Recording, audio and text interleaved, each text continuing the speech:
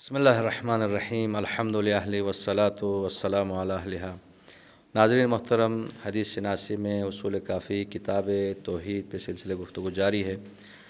استاد محترم، اس حدیث مبارکہ میں بات یہاں تک پہنچی تھی، ایک دہریہ کی امام رضا علیہ الصلوۃ والسلام سے توحید کے حوالے سے گفتگو ہوئی، تو اس شخص نے امام سے کہا فاخبرنی متی کان، کہ مجھے یہ بتائیں کہ خدا کب سے ہے۔ تو امام علیہ الصلوۃ والسلام نے فرمایا اخبرنی متی لم یکن فاخبرک متی کان، کہ امام نے بتایا تو پہلے مجھے یہ بتائیں کہ خدا کب نہیں تھا تاکہ میں تجھے یہ بتاؤں کہ خدا کب سے ہے۔ تو انسان کے ذہن میں یہ سوال کیوں پیدا ہوتا ہے کہ خدا کب سے ہے اور خدا کیا ہے؟ بسم اللہ الرحمن الرحیم۔ یہ بنیادی طور پہ انسان کی شناخت کے دو پہلو ہیں۔ ایک ہے حواس کے ذریعے سے جب انسان کسی چیز کو شناخت کرتا ہے اور کسی شے کے وجود کا قائل ہوتا ہے یا اس کے اندر جو پانے جانے والے کمالات ہیں ان کا، اور دوسرا راستہ ہے عقل کا راستہ ہے۔ یہ پرابلم وہاں سے پیدا ہوتا ہے کہ انسانی حواس کے ذریعے سے جتنی بھی اشیاء ہیں ان کے ساتھ یہ چیز جڑی ہوئی ہے کہ وہ کب سے ہیں، کب تک ہیں، یہ کیفیات ہیں بنیادی طور پہ۔ اور اللہ تبارک و تعالیٰ کی ذات جو ہے وہ چونکہ خالق الکیفیات ہے، اس کے لیے نہ کوئی زمان کی کیفیت ہے، نہ کوئی مکان کی کیفیت ہے، بلکہ اس کے لیے صرف ایک چیز ہے کہ وہ ہے، بس یہ اس کے لیے کہا جا سکتا ہے کہ وہ ہے۔ اور دلیل اس کی کیا ہے کہ یہ کائنات کا وجود جو ہے، یہ ان اشیاء کا وجود بتا رہا ہے کہ بہرحال ان کا کوئی اس کے صفات کیا ہیں، کمالات کیا ہیں، وہ ایک علیحدہ بحث ہے، لیکن بہرحال ان اشیاء کا وجود بتا رہا ہے اور ان کی بقا بتا رہی ہے کہ کوئی ذات ہے، اس نے ان کو وجود بخشا ہے۔ پھر ان اشیاء کے اندر جو پائے جانے والے کمالات ہیں وہ بتاتے ہیں کہ وہ ذات جو ہے منبع کمال ذات ہے۔ پھر اس نظام کی حرکت بتا رہی ہے کہ کوئی محرک موجود ہے، عدم فساد بتا رہا ہے کہ اس کو نظام کا بنانے والا بھی کوئی ایک ہے اور چلانے والا بھی کوئی ایک ہے اس چیز کے لیے۔ لیکن جب ایک انسان کی شناخت حواس پر منحصر ہو اور تو وہاں پر پھر یہ سوالات پیدا ہونے شروع ہو جاتے ہیں کہ وہ کب سے ہے، کہاں ہے، کیا صورتحال ہے، جس کا امیر المومنین نے بھی اپنے نہج البلاغہ خطبہ اول کے اندر اس کے بارے میں پوری وضاحت کے ساتھ بیان فرمایا کہ اس کے لیے یہ کیفیات ہوتی ہیں ساری، اور اس پر کیفیات وارد نہیں ہوتی، بلکہ وہ خالق الکیفیات ذات ہے، خالق الاسباب ذات ہے۔ تو اس لیے یہ وہ آدمی بنیادی طور پر جو سوال کرنے والا امام رضا علیہ السلام سے، وہ اپنی اس مادی شناخت کے اندر بند ہے، اور وہاں پر یہ سوالات پیدا ہوتے ہیں آگے۔ تو اس شخص نے امام علیہ الصلوۃ والسلام سے پھر سوال کیا مد دلیل علیہ، کہ پھر خدا کے اوپر کیا دلیل ہے؟ تو امام علیہ الصلوۃ والسلام نے فرمایا کہ میں نے اپنے جسم پہ غور کیا کہ دیکھا جسم طول و عرض میں نہ زیادتی پر ہے، نہ کمی میں کر سکتا ہوں اس میں، نہ میں اپنے جسم سے تکلیفوں کو میں دور کر سکتا ہوں، نہ میں اپنے لیے کوئی منفعت حاصل کر سکتا ہوں۔ تو میں نے جان لیا کہ اس کا کوئی بنانے والا ہے، اس کا مالک جو ہے کوئی اور ہے۔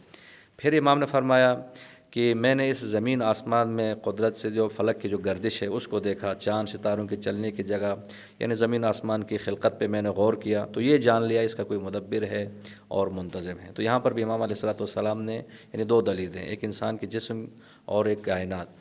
پورے کائنات کے اندر اللہ پہلے تو اس بات کو سمجھیے، هو الذی خلق کل شیء، کائنات کی ہر چیز اس کی مخلوق ہے، اور ہر مخلوق اپنے خالق کے وجود کے اوپر ایک دلیل قائم کرتی ہے۔ اس مخلوق کے اندر پائے جانے والے کمالات جو ہیں اپنے خالق کے اندر، خالق کے کمالات پر دلالت کرتے ہیں کہ وہ منبع کمال ذات ہے اس چیز کے لیے۔ یہ جب تک ایک انسان بنیادی طور پہ عقلی شناخت کی طرف نہیں آتا، جو امام صادق علیہ السلام نے فرمایا کہ میں نے اللہ کے فرامین پر غور کیا، اللہ کی معرفت حاصل کرنے کے لیے دو چیزوں سے بڑھ کر کسی کو مددگار نہیں پایا۔ ایک اللہ کی آیات میں غور و فکر کرنا، عقل کو استعمال کرنا، اور دوسرے اس کی بارگاہ میں گریہ وزاری کرنا، اپنی تدبیر پر بھروسہ نہیں کرنا، بلکہ انسان جو ہے تدبیر کرے، کوشش کرے حصول معرفت کے لیے، لیکن پھر امور اللہ کے ہاتھ میں چھوڑ دے، کیونکہ ہر چیز از او است۔ اور حضرت امام حسین علیہ السلام کا یہ جو فرمان گرامی، یہ تو بہت ہی عالی شان حضرت کا فرماتے ہیں کہ پروردگار اندھی ہو جائے وہ آنکھ جو اس کائنات کے وجود کو دیکھتی ہے پھر بھی تیرے وجود پر دلیل مانگتی ہے۔ اس سے مراد ہے یہ ایک عقلی بحث ہے ساری کی ساری۔ سب سے پہلی چیز جس کے لیے وہ قرآن کریم میں اسی بات کو سورہ ملک میں اللہ تعالیٰ نے فرمایا لو کننا نسمع، ہمارے پاس ڈرانے والے آئے تھے، انہوں نے نصیحت بھی، مگر ہم نے عقل سے کام نہیں لیا، ان کی بات پہ غور نہیں کیا۔ قرآن کریم میں او ناقل ہو، یا خود ہم اپنی عقل سے کام لیتے۔ یہ اصل بنیادی سبب ہے جس کے نتیجے میں انسان مادہ پرستی کے اندر چلا جاتا ہے، اور اس کے نتیجے میں پھر آگے نفس، مادہ پرستی کا نتیجہ نفس کی خواہشات کی پیروی، اور اس کا انجام پھر جہنم ہوتا ہے۔ یہ جو اللہ تعالیٰ نے قرآن میں بیان کیا سنورہم آیاتنا فی الآفاق وفی انفسہم، کہ یعنی ایک آیت انفسی ہے، ایک آیت آفاقی ہیں. جو امام بیان کے پہلے میں نے جسم پہ غور کیا، پھر کائنات پہ غور کیا، یعنی دو عظیم آیتیں ہیں. یعنی جو امیر المومن کا فرمان ہے کہ کیا تم اپنے آپ کو ایک جرم صغیر سمجھتے ہو، اس تمہارے اندر ایک عالم کبیر پوشیدہ ہے. خود یعنی اگر ایک خلاصہ کریں حضرت کی اس بحث کو تو یہ ہے کہ اگر ایک انسان جو ہے نا وہ ایک اس کائناتی یعنی نظام کا ایک یونٹ ہے، اس کو ایکسپینڈ کر دیا جائے تو یہ پوری کائنات بنتی ہے. اس سے سیکیوز کر دیا جائے تو ایک انسانی وجود جو بن جاتا ہے. پھر وہ ایک انسانی وجود کے اندر مائکرو قسم کے بے تحاشا نظام کام کر رہے ہیں جو کہ انسان کے لیے اللہ تعالیٰ کی عظمت و جلال پر ایک علامت کے طور پہ، نشانی کے طور پہ موجود ہے. تو گوئٹے کے بارے میں کہا جاتا ہے کہ وہ ایک عرصہ عالم جذب میں رہے، کیونکہ اس نتیجے پہ پہنچے کہ اس کائنات کا کوئی بنانے والا ہے. پھر اس نتیجے پہ پہنچے کہ وہ ایک ہی ہے، لیکن وہ کون ہے، اس کی صفات کیا ہے. کہتے ہیں کہ یہ جو کنیسہ نے یا عیسائی حضرات جو توحید پیش کرتے کہتے ہیں یہ نہیں ہے. پھر جب علامہ اقبال گئے تو اس وقت ان کا انتقال ہو چکا تھا، تو علامہ ان کی طرف اشارہ کرتے ہوئے کہتے ہیں اگر ہوتا وہ مجذوب فرنگی اس زمانے میں تو اقبال اس کو سمجھاتا مقام کبریا کیا ہے. اور شہید مطہری بیان کرتے ہیں گوئٹے کی قبر پہ لکھا ہوا ہے کہ دو چیزوں نے مجھے حیرت میں ڈالا، ایک آسمان پہ چمکتے ستارے اور میرا اندرون کا نفس. یعنی ایک آیت انفسی ہے اور ایک آیت آفاقی ہے. تو ناظرین محترم، امام علیہ الصلوۃ والسلام نے اس دہریے سے جب گفتگو کی تو توحید سمجھانے کے لیے کوئی آیت یا روایت پیش نہیں کی، عقل کے ذریعے امام علیہ الصلوۃ والسلام نے اس کو رہنمائی کی.